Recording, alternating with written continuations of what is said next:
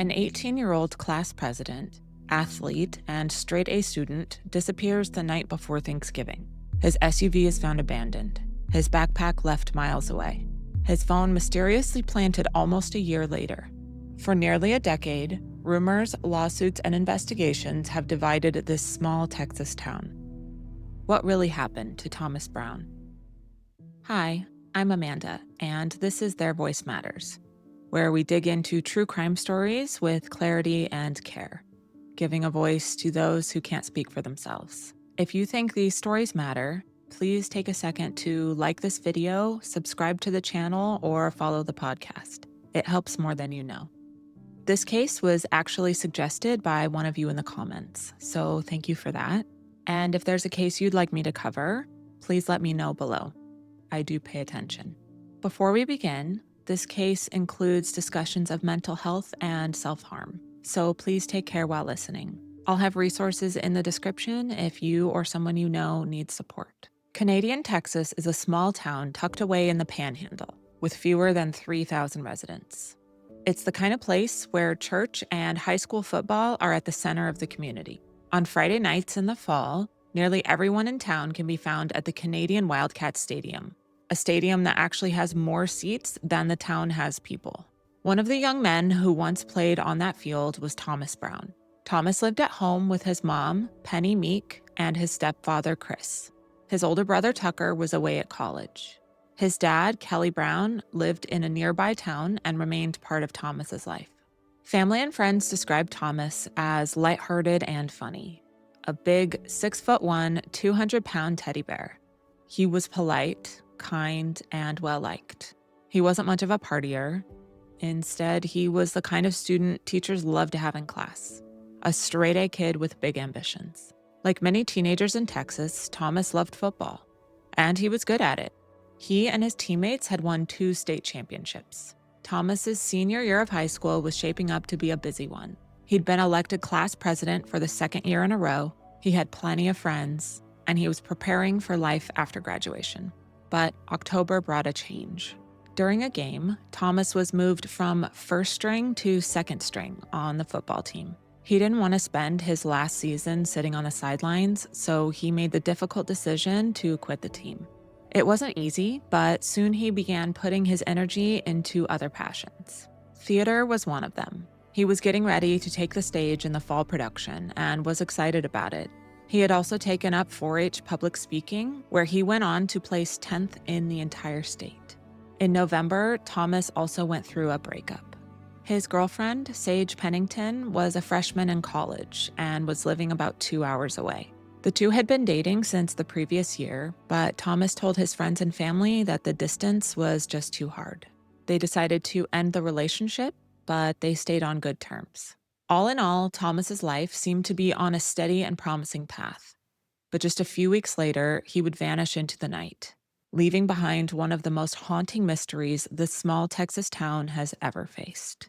On Wednesday, November 23rd, Thomas's older brother Tucker was home from college for the holiday weekend. That night, Thomas told his family he wanted to go out and see some friends. In a town like Canadian, there wasn't much for teenagers to do. Most nights, they just drove around, listening to music and talking. With no school the next day, Thomas's curfew was set for midnight. He was known for being reliable. Penny was strict about curfews, and Thomas didn't test her. Besides, he had plans to watch a movie with Tucker when he got home. Tucker also had a friend over that night, Taylor Russell. Just after 6 p.m., Thomas left his home in his 2009 red Dodge Durango SUV. The plan was for him to meet with his friends at the middle school parking lot, a common hangout spot in the middle of town.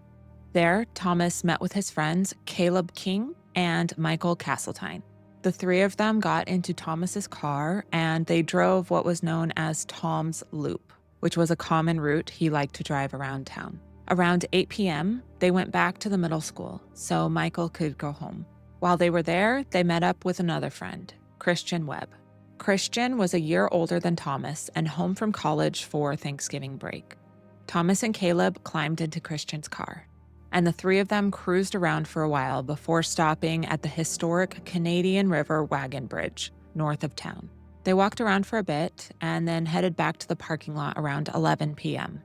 Before leaving, they made plans to get together the next day at Christian's house to play pool. Caleb left in his car, but Thomas and Christian stayed behind chatting for another 20 to 30 minutes. Then, Thomas got into his Durango and the two said goodnight. At around 11:26 p.m., cameras captured Thomas's SUV leaving the middle school parking lot. A few minutes later, he stopped at Frank's gas station, about half a mile away, where he used his mom's debit card to fill up the tank. At 12:03 a.m., Penny, who's strict about curfews, texted Thomas asking where he was. There was no reply.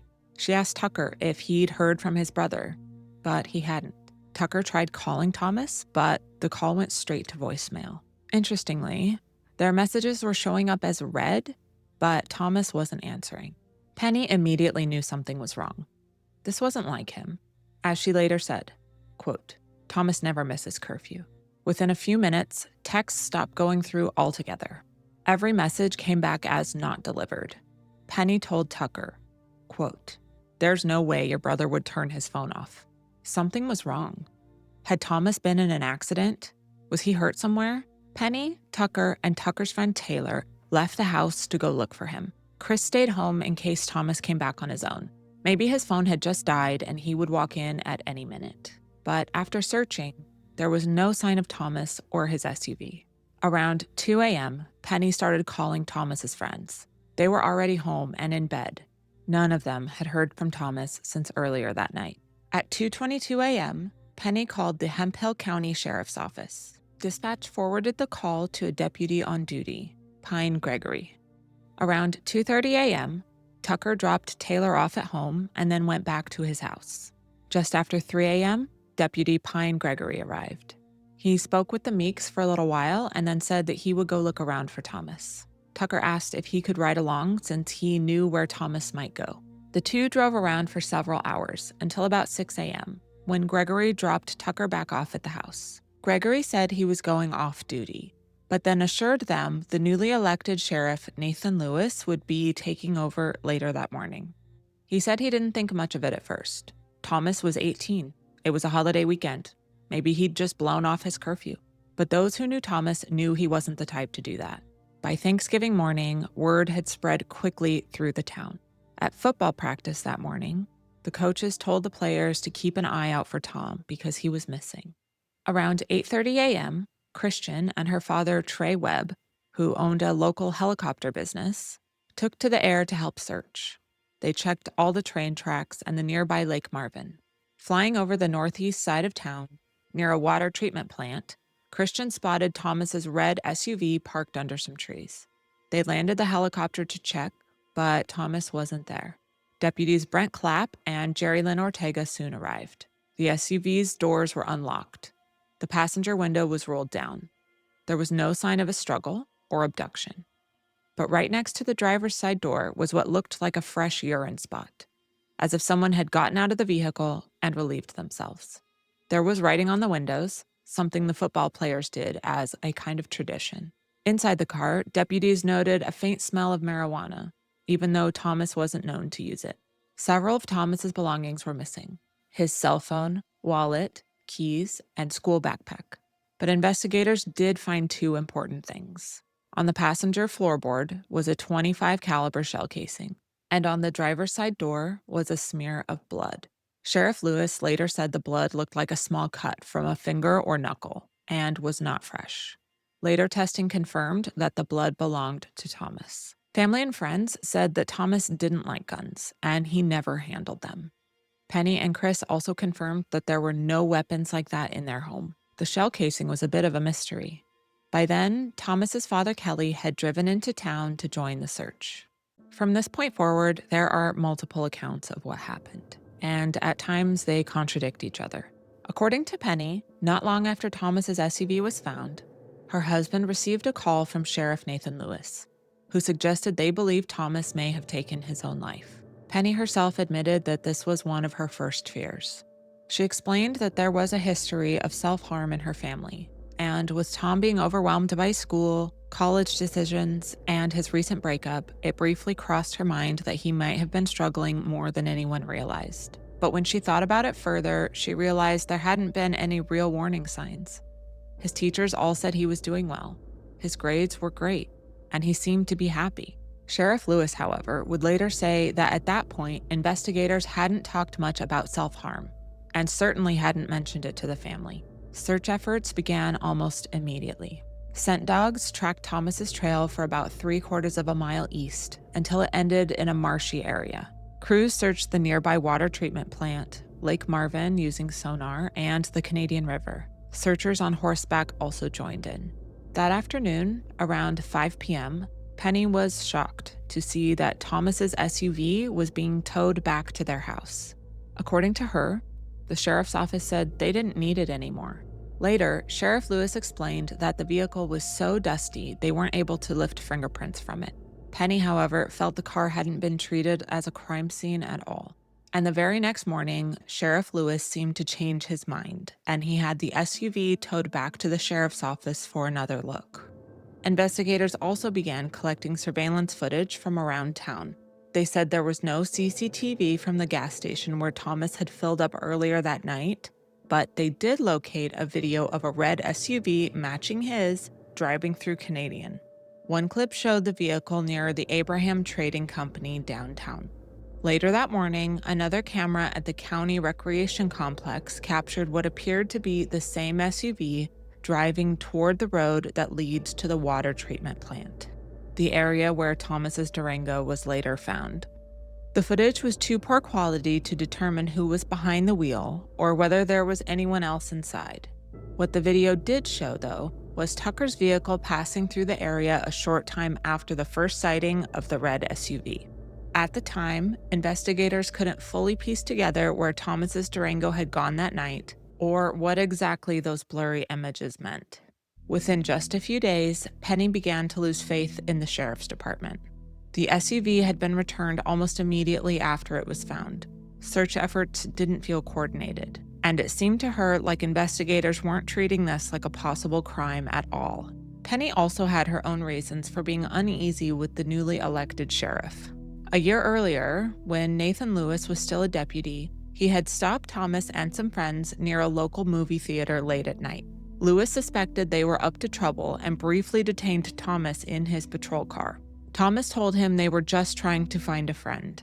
According to Penny, Thomas later told her that Lewis cursed at him and treated him poorly, so she filed a complaint. She even campaigned against Lewis during his run for sheriff, warning neighbors he wasn't someone she trusted with their kids. Lewis has said that interaction was blown way out of proportion. He said that Thomas later apologized and admitted that he had exaggerated the situation to his mom. Lewis claims he told Thomas to forget about it and move on. Whatever the truth of that earlier run-in was, Penny decided that she needed outside help. So just 5 days after Thomas vanished, she reached out to a well-known private investigator from Southeast Texas, Philip Klein. Klein agreed to take the case and drove the 10 hours from his office in Nederland to Canadian. Shortly after arriving, he met with Sheriff Lewis, and the two clashed almost immediately.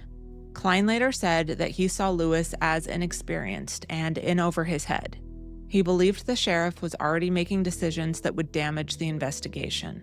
Lewis, on the other hand, described Klein as brash, arrogant, and more interested in talking about himself than working with law enforcement.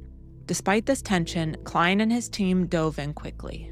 They began interviewing witnesses, reviewing evidence, and even brought in their own specialists. One of those was a cadaver dog named Chance, handled by expert Trace Sargent, who reportedly alerted in several areas of Thomas's SUV. Klein later said, quote, "That dog hit all over that car. There was a dead body in that car." As tensions grew between Penny and the sheriff's office, Lewis started to get suspicious. In an interview, he described Penny as scary, saying she showed no emotion after Thomas went missing. According to him, when Penny came into the office within the first 48 hours, she wasn't crying, quote, "She wasn't, quote, tearing the door down, and she didn't act like a distraught mother." He later told a reporter, quote, "She has no emotion." I'm scared of her.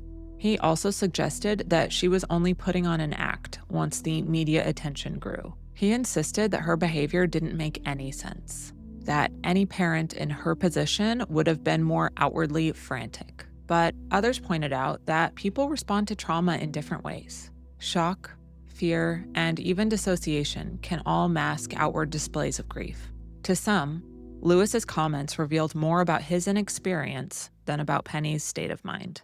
As the weeks went on, the public began to hear very different theories on what happened to Thomas. One from Sheriff Lewis and the other from Penny and her private investigator, Philip Klein.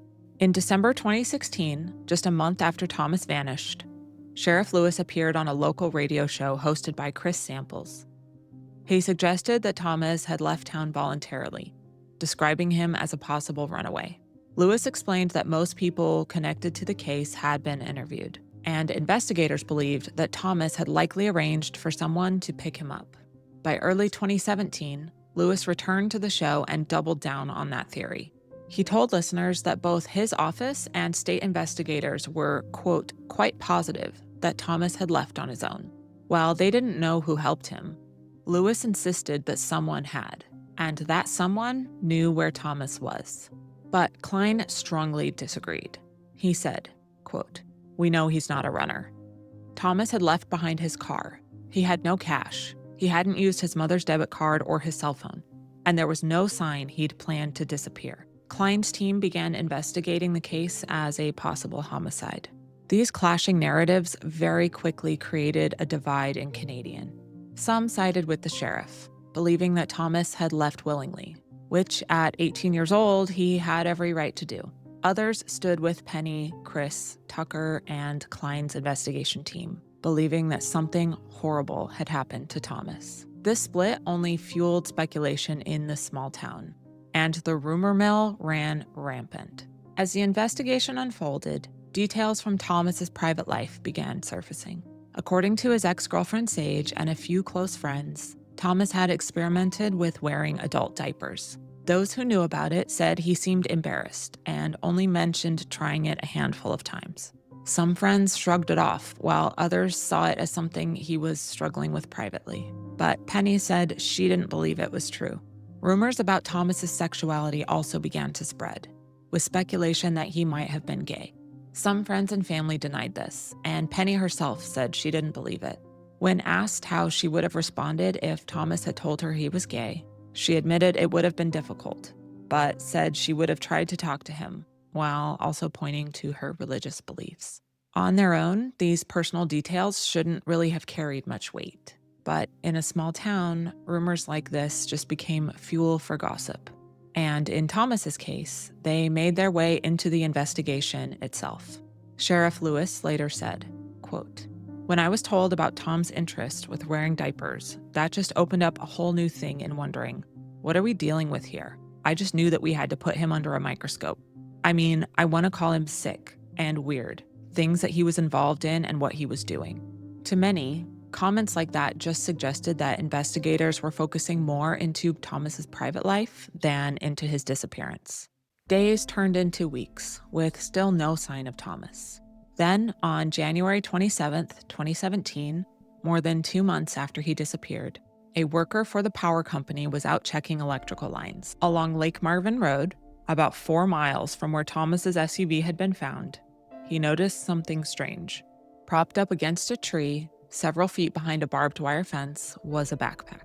The man went straight to the sheriff's office to report what he'd found. Investigators went out to retrieve the backpack and processed it. Inside were Thomas's school-issued laptop, along with his books and notebooks. Friends and family said Thomas always kept that backpack in the backseat of his car. This discovery immediately raised questions. Tucker believed that the backpack had been planted there after the initial searches. He insisted that that area had already been combed up and down. Sheriff Lewis disagreed. He pointed to an indentation in the ground beneath the bag and said it was wet and moldy, signs that it had been there for quite some time. Investigators examined the laptop, but it hadn't been used since Thomas disappeared. They also said that the bag was in such bad conditions that it didn't offer any clues. Philip Klein wanted his cadaver dog to check the backpack. But according to him, law enforcement wouldn't allow it.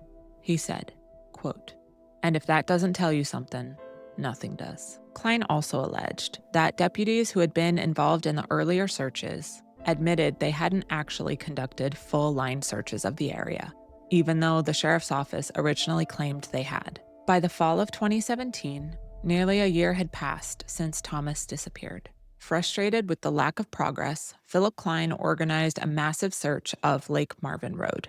Between 150 and 300 volunteers showed up. The search had barely begun when a woman shouted. Lying on the ground was a pristine rose gold iPhone, just like the one Thomas had. At first, the searchers thought it must have belonged to one of the volunteers. Maybe it had fallen out of someone's bag or pocket. But when the phone was turned over to the FBI, testing confirmed what no one suspected. The phone belonged to Thomas. That raised an even bigger question. How could a phone be found in near-perfect condition after 11 months of rain, ice, and mowing in the area? For once, everyone agreed on something. This phone had been planted. But by who? Sheriff Nathan Lewis pointed the finger at Klein, suggesting he had planted it to boost his reputation by finding it. He also believed that Penny herself may have placed it. He pointed to a text message Penny sent weeks after Thomas disappeared, asking a friend's mother if her son knew Thomas's passcode. To the sheriff, that was suspicious. Why would Penny need the code to a phone that hadn't been recovered? Penny pushed back, saying she'd only asked because the sheriff's office themselves had requested the passcode. If she didn't know it, she thought maybe Thomas's friends would, but law enforcement denied ever making that request. Klein had his own theory, that law enforcement had been the ones to plant it. He argued that no one knew the exact location of the search until just before it began, except for his team who had picked the site and law enforcement. To him, the phone showing up there was no coincidence. The sheriff's office denied they knew the location of the search at all. In the end, the only certainty was uncertainty. The phone had been planted, but by whom and why remains a mystery. The search that day turned up more than just the phone. A small pistol case was also found, the type that could hold a .25 caliber weapon. There were a few other items too, including some clothing. And once again, Klein's cadaver dog Chance reportedly alerted in the area.